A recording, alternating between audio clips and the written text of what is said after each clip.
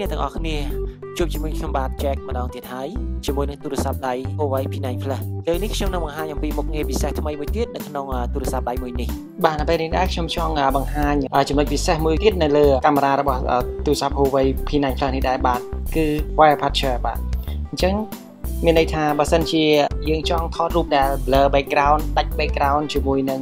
វត្ថុអ្វីមួយឬក៏ជាមួយនឹងមនុស្សធ្វើឲ្យដាច់ background ស្អាតបានគឺ function មួយនេះគឺពិតជាមានអត្ថប្រយោជន៍ហើយថតទៅមើលទៅគឺគួរជាទីចាប់អារម្មណ៍តែម្ដងបាទនៅពេលដែលយើងចូលទៅក្នុងកាមេរ៉ាគឺវានឹងឃើញចំណុចមួយនៅលើនេះគឺចំណុចនេះគឺបង្ហាញអំពី Wire Aperture តែម្ដងបាទអញ្ចឹងយើង Wire Aperture នេះគឺយើងចុចទៅលើវាទៅវានឹង load ចេញឲ្យយើងគឺសម្រាប់ដែលយើងប្រើប្រាស់ថតជាមួយនឹង Wire Aperture នេះហើយបាទអញ្ចឹងដើម្បីធ្វើការប្រើប្រាស់Wire Aperture នេះគឺយើងគ្រាន់តែចុចទៅលើយើងដាក់ទូរស័ព្ទផងយើងនៅលើទីតាំងណាមួយដែលយើងចង់បានឬមួយក៏ទៅលើវត្ថុអ្វីមួយយើងចង់បានបាទដូចអញ្ចឹងមកគឺវានឹង load សញ្ញាមួយទៀតគឺសញ្ញា Aperture តែម្ដងអញ្ចឹងយើងអាចសេរីវាបានរហូតទៅ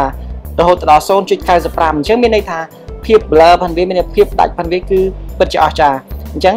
ខ្ញុំនឹងធ្វើការសាកល្បងសាកមើលបាទអញ្ចឹងយើងបញ្ចូលរូបភាពទាំងអស់គ្នាបាទ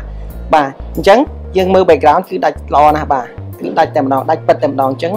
នៅលើ subject ផងយើងនៅលើវត្ថុដែលយើងនៅលើកាមេរ៉ាដែលយើងថតនេះគឺវាច្បាស់ដាច់ background ពិតតែម្ដង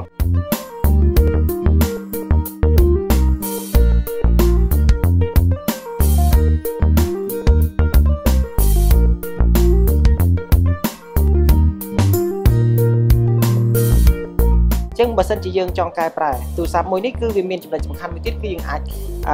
adjust វាមានន័យថាយើងអាចសេរីវាថែមទៀតដោយគ្រាន់តែយើងចុចនៅលើរូបភាពហ្នឹងគឺវាមានប៊ូតុងមួយគឺប៊ូតុង Aperture ហ្នឹងតែម្ដងយើង select ទៅវាទៅអញ្ចឹងបើសិនជាយើងចង់ឲ្យ blur នៅត្រង់ណាឬមួយក៏ចង់ច្បាស់ត្រង់ណាគឺគ្រាន់តែយើងយកដៃយើងដាក់នៅទីនេះទៅទីណាដែលយើងចង់ច្បាស់ទៅមានន័យថាវានឹង blur នៅទីកន្លែងផ្សេងហើយមានន័យថាយើងចង់ឲ្យច្បាស់ត្រង់នេះគឺ background ដាច់ហើយអញ្ចឹងយើងអាចសេរី adjust វាតាមនឹងទៀតមានន័យថាយើងចង់សេរីឡើង S មកដល់រហូតដល់16អញ្ចឹង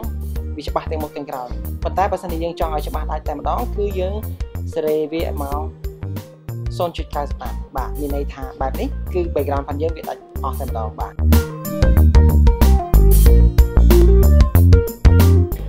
function មួយនេះគឺពិតជា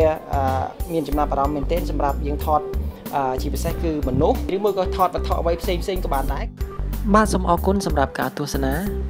ចាំជួបគ្នាជាមួយនឹងคลิปវីដេអូបន្តទៀត Huawei P9 Plus សក្តានុពលថ្មីនៃកម្ពុជាកាមេរ៉ា Smartphone Huawei